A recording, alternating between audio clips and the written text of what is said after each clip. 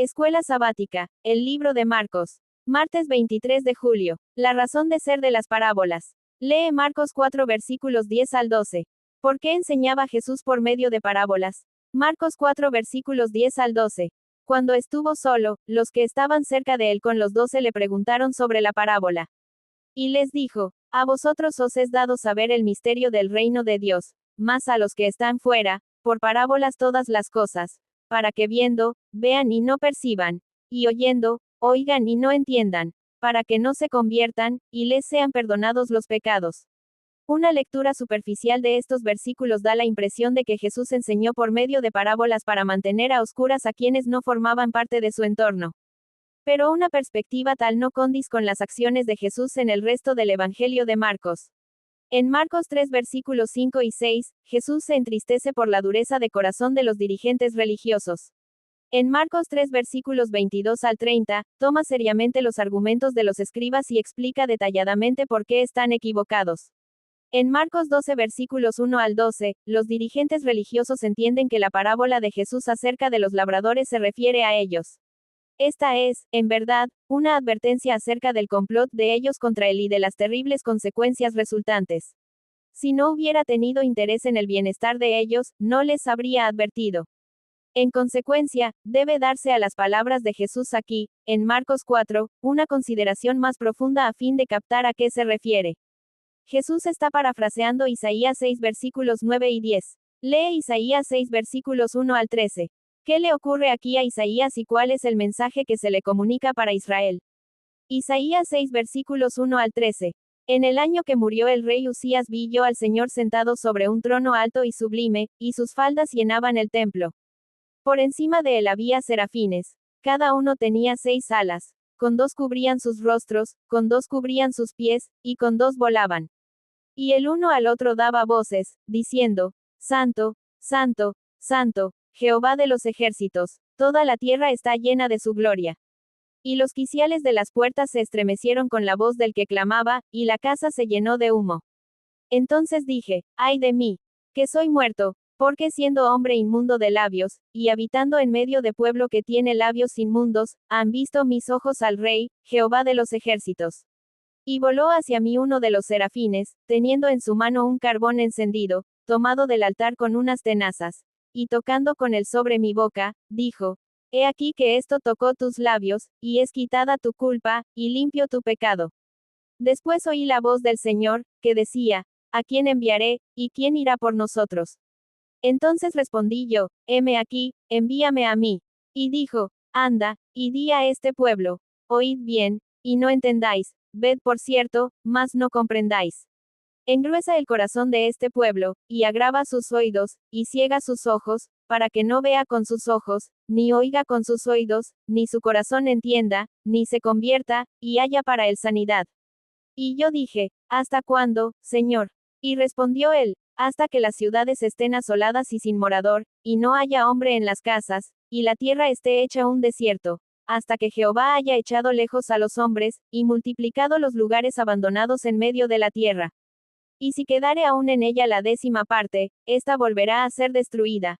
Pero como el roble y la encina, que al ser cortados aún queda el tronco, así será el tronco. Oh, la simiente santa.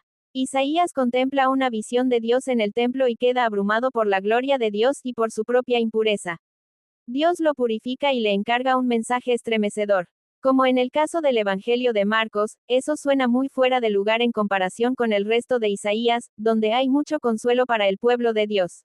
En Isaías 6, el mensaje pretende despertar al pueblo a fin de que abandone sus malos caminos.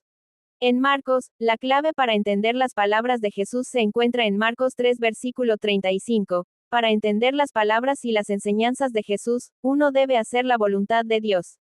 Eso es lo que convierte a alguien en parte de la familia de Jesús. Quienes ya han decidido que él está poseído por el diablo no escucharán. El punto de la cita que Jesús hace de Isaías 6 versículos 9 y 10 no es que Dios mantiene alejadas a las personas, sino que las propias ideas preconcebidas de estas y su dureza de corazón les impiden aceptar la verdad salvadora. La verdad es la idea dominante en la parábola del sembrador. Cada cual decide qué tipo de suelo será. Todos deciden por sí mismos si se entregarán o no a Jesús. En última instancia, cada uno de nosotros elige. Espíritu de profecía. Jesús quiso incitar el espíritu de investigación. Trató de despertar a los descuidados, e imprimir la verdad en el corazón. La enseñanza en parábolas era popular, y suscitaba el respeto y la atención, no solamente de los judíos, sino de la gente de otras nacionalidades. No podía él haber empleado un método de instrucción más eficaz. Si sus oyentes hubieran anhelado un conocimiento de las cosas divinas, habrían podido entender sus palabras, porque él siempre estaba dispuesto a explicarlas a los investigadores sinceros. Palabras de vida del Gran Maestro, página 11. Cristo dio a entender a sus discípulos que predicaba por medio de parábolas y escondía las grandes verdades que presentaba mediante expresiones figuradas, para que las personas que no tenían la verdad ni la amaban, aquellos cuyos corazones habían sido desviados por sus propios caracteres y su inclinación a la complacencia propia, no pudieran conocer sus doctrinas. Nuestro Señor calificó a los oidores infructuosos como escépticos, superficiales o secularizados. Los tales no pueden percibir la gloria moral de la verdad, o su aplicación práctica y personal a sus propios corazones. Carecen de la fe que vence al mundo, y en consecuencia el mundo los vence a ellos. Cada día con Dios, página 359. Tenía Jesús otra razón para enseñar en parábolas. Entre las multitudes que se reunían a su alrededor había sacerdotes y rabinos, escribas y ancianos, herodianos y príncipes, hombres amantes del mundo, fanáticos, ambiciosos, que deseaban, sobre todas las cosas, encontrar alguna acusación contra él. Sus espías seguían sus pasos día tras día, para hallar alguna palabra de sus labios que pudiera causar su condena y acallar para siempre a aquel que parecía arrastrar el mundo tras sí. El Salvador entendía el carácter de esos hombres, y presentaba la verdad de tal manera que ellos no pudieran hallar nada en virtud de lo cual presentar su caso ante el Sanedrín. En parábolas reprochaba la hipocresía y las obras malvadas de aquellos que ocupaban altas posiciones, y revestía de lenguaje figurado verdades tan cortantes que, si se las hubiera presentado en forma de denuncia directa, ellos no habrían escuchado sus palabras y bien pronto hubieran puesto fin a su ministerio. Pero mientras eludía a los espías, hacía la verdad tan clara que el error era puesto de manifiesto, y los hombres de corazón sincero aprovechaban sus lecciones. La sabiduría divina, la gracia infinita, eran aclaradas por los objetos de la creación de Dios. Por medio de la naturaleza y los incidentes de la vida, los hombres eran enseñados acerca de Dios. Las cosas invisibles de Él, su eterna potencia y divinidad, se echan de ver desde la creación del mundo, siendo entendidas por las cosas que son hechas.